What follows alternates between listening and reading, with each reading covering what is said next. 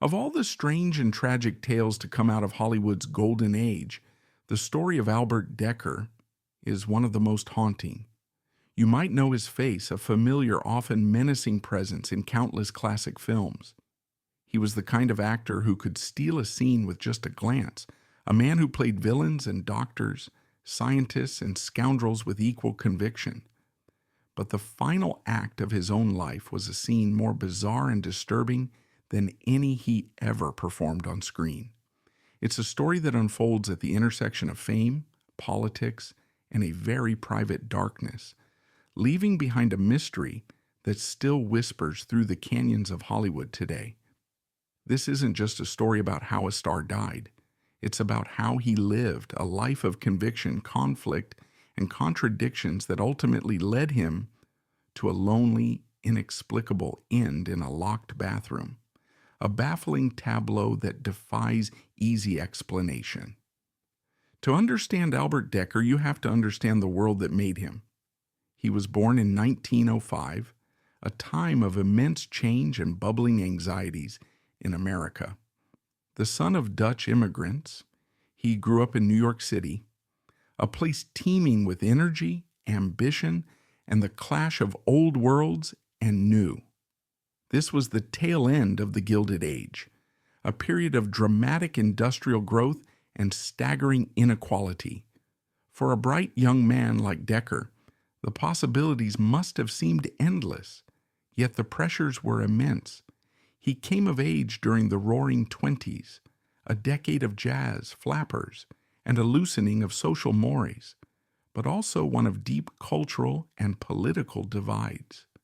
Prohibition was in full swing, creating a shadow economy of speakeasies and gangsters, a world of clandestine dealings that would later be mirrored in the film noir roles he so often played.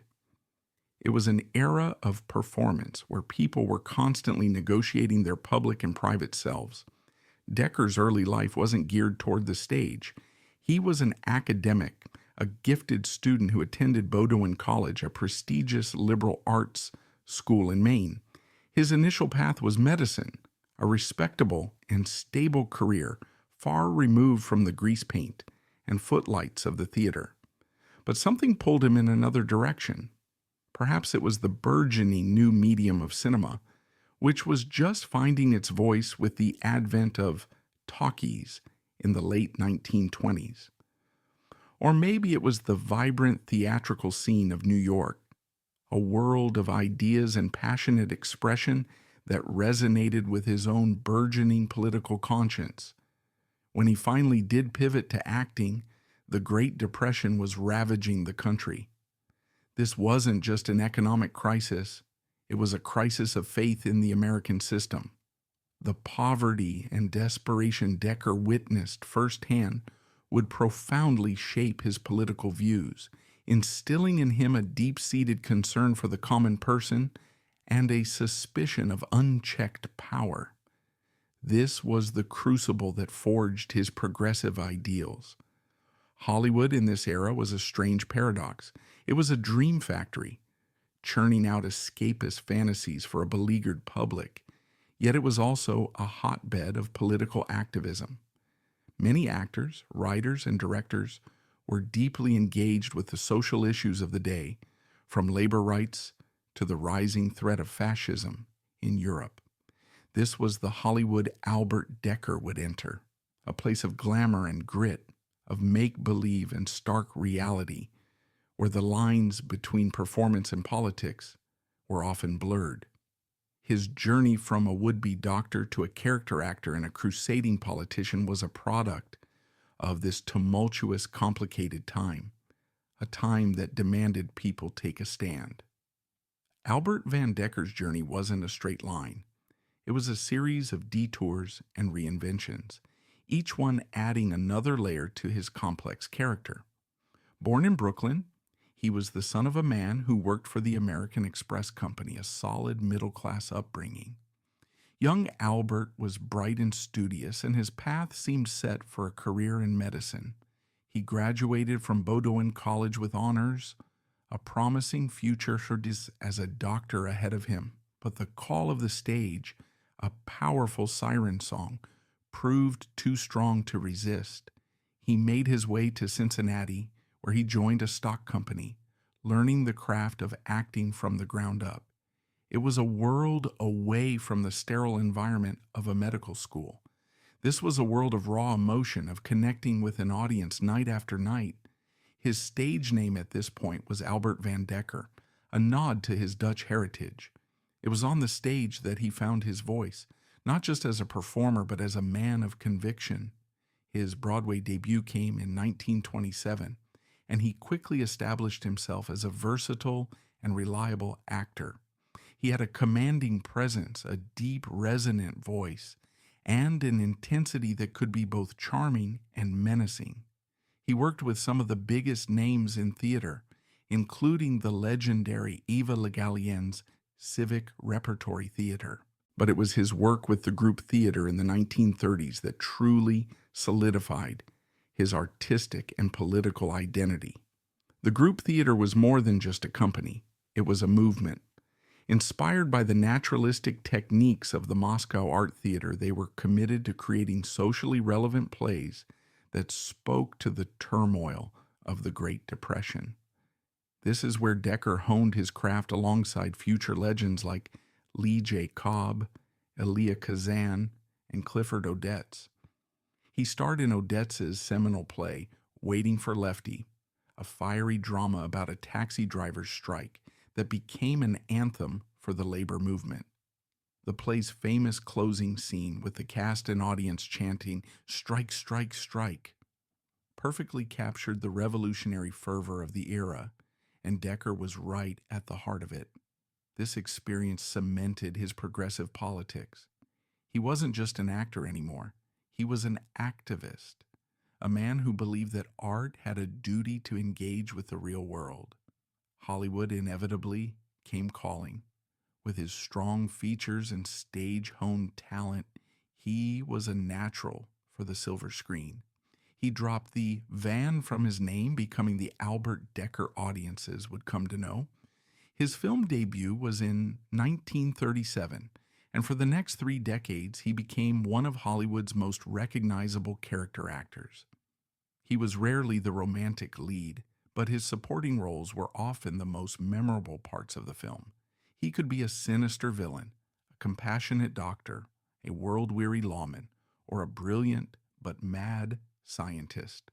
His role as the unhinged doctor. Thorkel in Dr. Cyclops, 1940, is a cult classic. In this early Technicolor horror film, he played a brilliant biologist who shrinks his enemies down to miniature size. It was a role that required a delicate balance of intellectual superiority and chilling madness, and Dekker pulled it off perfectly. He brought a similar gravitas to his roles in major A-list pictures. He was John Wayne's nemesis in Old California, a calculating antagonist to Tyrone Power in The Black Swan, and a key player in the classic noir The Killers, alongside Burt Lancaster and Ava Gardner. But as his star rose in Hollywood, his political convictions didn't wane. He watched with growing alarm the rise of fascism in Europe and the political anxieties at home. The glamour of Hollywood couldn't blind him to the injustices he saw in the world. This deep-seated need to do more, to be more than just a man who read other people's lines, led him to an extraordinary and almost unheard-of second act for a working actor. In 1944, at the height of his film career, Albert Dekker decided to run for office. He wasn't just lending his name to a cause, he was putting his career on the line to enter the political fray himself. He ran as a Democrat for the California State Assembly, representing the 57th District, which covered a swath of the San Fernando Valley, and he won. For 2 years, from 1945 to 1947, Albert Dekker was both a movie star and a lawmaker. He would spend his days on set, playing a cowboy or a gangster, and his evenings and weekends in Sacramento, debating legislation and fighting for the rights of his constituents. It was a remarkable balancing act, a testament to his incredible energy and dedication. As an assemblyman, he was a staunch liberal. He fought for public housing, championed civil rights, and was a vocal critic of the growing anti-communist sentiment that was beginning to grip the nation. This was a brave stance to take in an era of increasing political paranoia. His most significant and ultimately most damaging political battle was against the House Un-American Activities Committee, or HUAC. He saw the committee's investigations into Hollywood as a dangerous witch hunt, a violation of civil liberties, and an affront to the artistic community he held so dear. He didn't just quietly disagree, he loudly and publicly condemned them. This made him a target. His outspokenness put him in the crosshairs of powerful figures like Senator Joseph McCarthy and the conservative columnists who championed the anti-communist crusade. One little-known incident perfectly captures his defiant spirit. During a heated debate in the California legislature, a conservative colleague accused him of being a communist sympathizer. Dekker, never one to back down from a fight, reportedly strode across the chamber, looked the man dead in the eye, and with his booming stage voice, delivered a blistering rebuke that defended not only his own patriotism, but the very principles of free speech. He was a man who practiced what he preached, even when it was dangerous to do so. After his term in the Assembly, he chose not to run for re-election, returning to acting full-time. But the damage had been done. In the early 1950s, the McCarthy-era reached its fever pitch, and Dekker's name was on the blacklist. He wasn't a member of the Communist Party, but his past associations, his liberal activism, and his fierce opposition to HUAC were enough to make him unemployable in the major studios. For several years, the once prolific actor found it nearly impossible to get work in film or television. The career he had built over decades was nearly destroyed by political fear-mongering. It was a period of immense professional and financial strain, a bitter reward for his political courage. Eventually, as the power of the blacklist began to fade, Dekker was able to slowly rebuild his career. He returned to the stage and started getting roles in television and film again, including a memorable turn in Sam Peckinpah's classic The Wild Bunch, which would be released posthumously. But the experience left a permanent scar. He had seen firsthand how easily a life could be upended by political hysteria. He had fought the good fight and had paid a heavy price. This journey, from the hopeful idealism of the group theater to the brutal realities of the blacklist, shaped the man he became in his later years. A survivor, a man of deep convictions, but perhaps also a man haunted by the battles he had fought and the friends he had seen fall. The final bizarre chapter of his life cannot be understood without understanding the weight of this history. Behind the public figure of the actor and the politician, there was Albert Dekker, the man, a person of deep feelings, private struggles, and profound contradictions. To those who knew him well, he was a man of great warmth and intelligence, a loyal friend with a booming laugh and a fierce sense of justice. But there was also a quieter, more introspective side to him, a melancholy streak that perhaps stemmed from the personal and professional battles he had endured. His first marriage to actress Esther Guerini lasted for over 3 decades and produced 3 children, 2 sons, John and Jan, and a daughter, Yvonne. By all accounts, he was a devoted, if often absent, father. His career demanded long hours and frequent travel, but he cherished his family. The emotional core of his life, however, was shattered by a devastating tragedy in 1950, a blow from which he would never fully recover. His eldest son, John, who had followed in his father's footsteps with a promising acting career of his own, died suddenly at the age of 24. The official cause of death was a cerebral hemorrhage, but the circumstances were heartbreakingly mundane. John had been tinkering with a car, and the exertion led to the fatal event. For Albert, the loss was cataclysmic. A friend of the family later recalled finding Dekker in his study weeks after the funeral, just sitting in silence, staring at a photograph of his son. The booming voice was gone, replaced by a profound hollow grief. He poured himself into his work, perhaps as a way to escape the pain, but the light in his eyes, a spark of jovial energy, was noticeably dimmer. This period of intense personal grief coincided with the darkest days of the Hollywood blacklist. As he was mourning his son, his career was being systematically dismantled. The combined weight of these two events took a tremendous toll on him. He felt betrayed by the industry he had dedicated his life to, and helpless in the face of his own personal tragedy. It's in these moments of private pain that we see the true measure of a person. A quote often attributed to him from this era, spoken to a close friend, is particularly revealing. "They can take my career, they can take my name, but they can't take the memory of my son. That I will hold on to, even if it breaks me." This sentiment reveals a man clinging to the last vestiges of his emotional world, even as his public life crumbled around him. His marriage to Esther eventually ended in divorce in the early 1960s.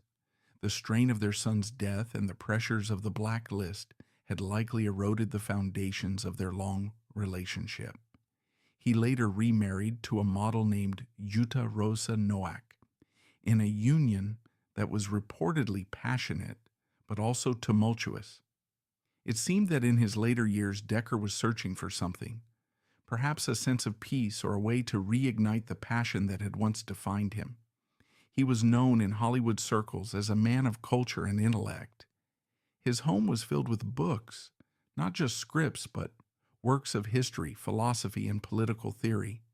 He could debate Shakespeare and foreign policy with equal fervor, but there was also a restless energy about him. He had a deep love for the outdoors and was an avid sailor. A little-known fact is that he owned a 70-foot schooner named the Thespian, which he would often take out for long voyages along the California coast. On the open water, away from the pressures of Hollywood and politics, he found a sense of freedom and solitude. One can imagine him at the helm, the wind in his sails, a rare moment of tranquility in a life marked by so much conflict. These sailing trips were his escape, his way of reconnecting with something fundamental and real, far from the artificiality of a movie set or the venom of a political hearing. As he aged, he became something of an elder statesman in Hollywood, respected for his talent and for the principled stand he had taken during the McCarthy-era. He was a mentor to younger actors, always willing to offer advice or a word of encouragement. Yet those who worked with him in his final years sometimes noted a sense of weariness about him. He had seen the best and the worst of his profession, the heights of fame and the depths of political persecution. The crusading fire of his youth had been tempered by the harsh realities of life.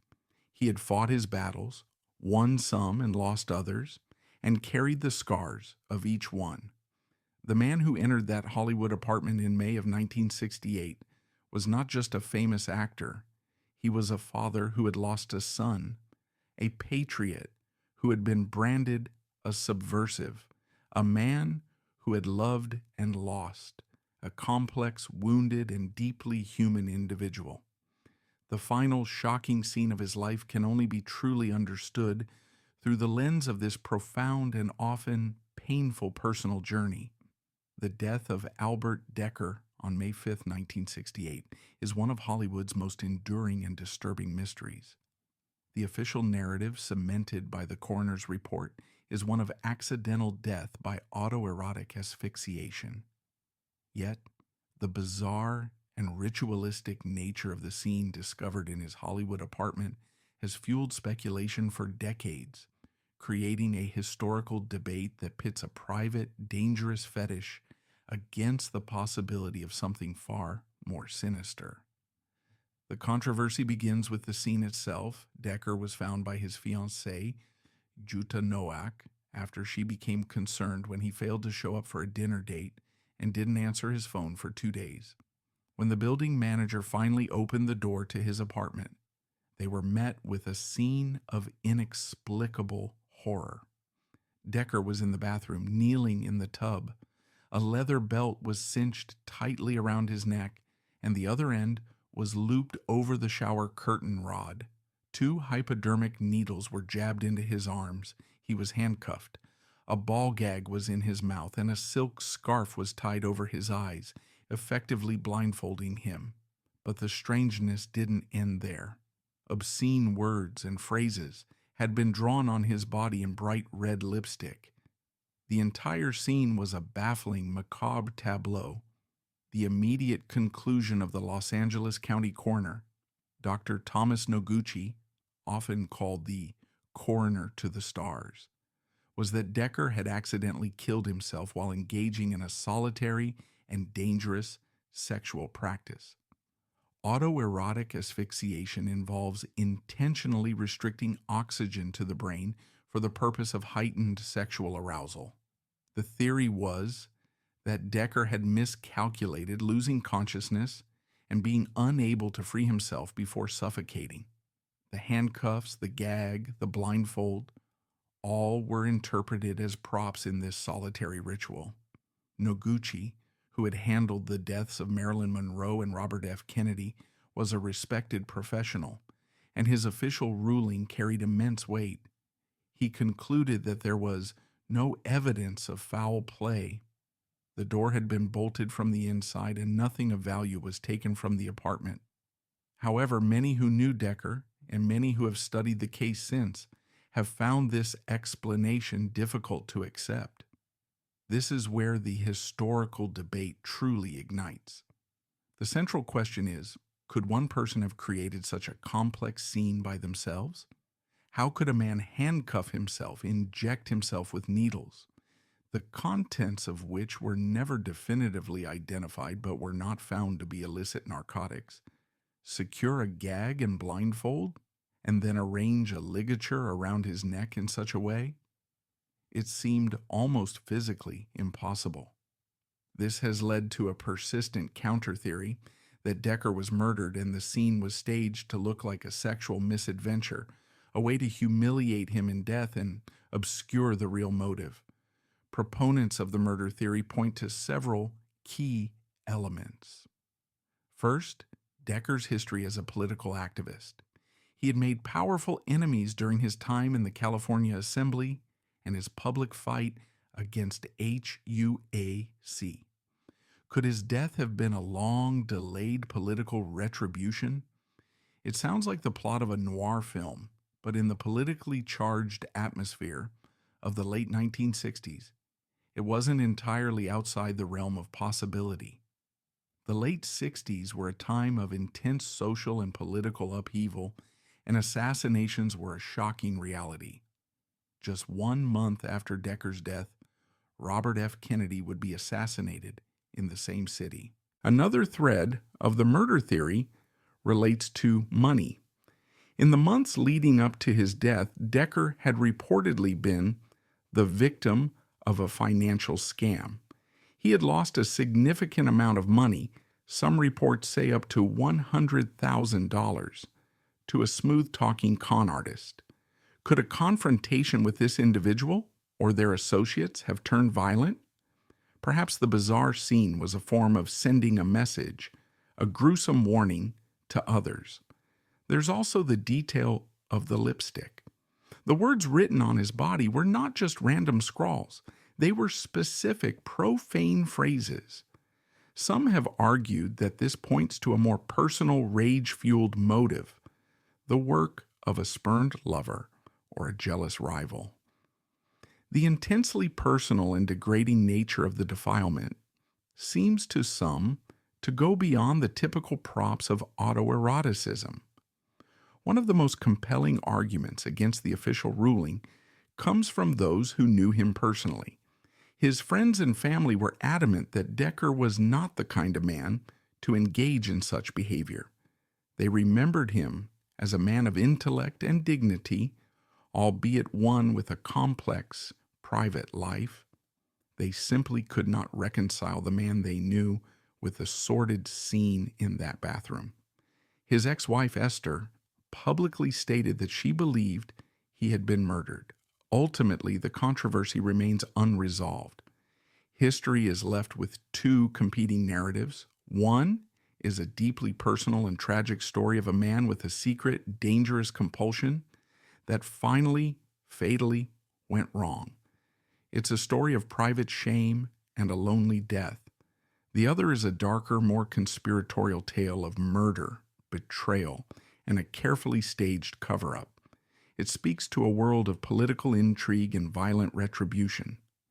The lack of any definitive evidence for foul play, no forced entry, no stolen goods, no confession, means that Dr. Noguchi's official ruling of accidental death stands. And yet the sheer improbability of the scene, the physical contortions required, and the lingering questions about his political and financial entanglements allow the whispers of murder to persist. The debate itself has become part of Dekker's legacy, a final, unsettling act in a life full of drama and conflict, leaving the audience to forever wonder what really happened behind that locked bathroom door. The story of Albert Dekker doesn't end with the coroner's report. The bizarre circumstances of his death have cast a long, strange shadow, forever altering how we view his life and work.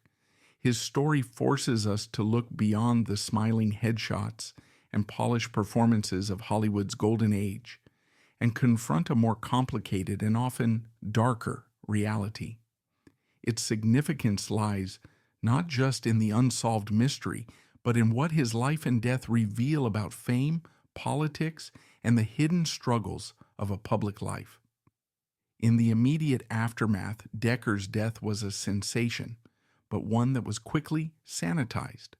The major newspapers and industry trade publications reported on his passing with the respectful platitudes reserved for a veteran actor. They listed his film credits and his brief political career, but the truly shocking details of how he was found were often downplayed or omitted entirely. It was a story too strange, too sordid for the mainstream narrative of Hollywood. This initial reluctance to confront the bizarre reality of his death speaks volumes about the culture of the time. Hollywood has always been an industry built on illusion, and the truth of Dekker's end was a brutal crack in that facade. However, the story was too potent to disappear. It became a piece of grim Hollywood lore, whispered about in hushed tones, a cautionary tale about the dark side of fame. The long-term cultural impact of Dekker's story is tied to our enduring fascination with the secret lives of stars. His death became a touchstone for a more cynical and questioning view of Hollywood. It fed into a growing public awareness that the carefully crafted images of movie stars often conceal deep personal turmoil. In this way, Dekker's story, along with the tragedies of figures like Marilyn Monroe and James Dean, helped to demystify celebrity, revealing the fragile human beings behind the larger-than-life personas. Furthermore, his life serves as a powerful reminder of a tumultuous and often glossed-over period of American political history. His courageous stand against the House Un-American Activities Committee and the subsequent damage to his career is a crucial part of his legacy. In an era where political division is once again at a fever pitch, Dekker's story is a sobering lesson about the real-world consequences of political persecution and the courage it takes to stand up for one's principles, especially when it comes at a great personal and professional cost. We can learn from his example that the intersection of art and politics is often a dangerous one, and that those who dare to speak truth to power often pay a heavy price. His political career, though brief, wasn't a footnote. It was a defining chapter of his life that demonstrated a commitment to justice that went far beyond the characters he played on screen. Perhaps the most profound significance of Albert Dekker's story is what it teaches us about the complexities of a single human life. He was a man of profound contradictions, a tough guy actor with a scholar's mind, a public servant who met a deeply private and ignominious end, a man who fought for social justice but may have been battling his own secret demons. His life defies easy categorization. Was he a hero? A victim? A man with a fatal flaw? He was, most likely, all of these things at once. Today, Albert Dekker is remembered primarily for two things: his solid body of work as a character actor in classic films, and the sensational mystery of his death. While films like Dr. Cyclops and The Wild Bunch ensure his artistic legacy, the unresolved questions surrounding his final hours have ensured his place in the darker annals of Hollywood history. His story still matters because it challenges us to look deeper, to question official narratives, and to acknowledge the messy, contradictory, and often tragic beauty of a human life lived in the full glare of the public eye. He remains a ghost in the dream factory, a haunting reminder that the most compelling stories are often the ones that don't have a neat and tidy ending. In the end, what are we to make of Albert Dekker? His life was a sprawling, epic narrative, filled with soaring highs and devastating lows. He was a man who stood on Broadway stages and in the halls of government, a man whose face is woven into the very fabric of cinematic history. He fought for his beliefs, loved his family, and carried the weight of profound grief. He was, in so many ways, a man of substance and conviction, and yet his story is forever anchored to that one final, inexplicable scene in a locked bathroom. It's a haunting final frame that threatens to overshadow everything that came before it. But perhaps that is the most important lesson of all. A life cannot be defined by its final moments, no matter how shocking or tragic. To remember Albert Dekker only for the bizarre nature of his death is to do a great disservice to the man he was for over 6 decades. His story is a powerful, poignant reminder that every person, no matter how public their life, carries a private world within them, a world of complexities, contradictions, and secrets we may never fully understand. He was a man who contained multitudes: the artist, the activist, the father, the husband, the victim, and perhaps the man with a secret life.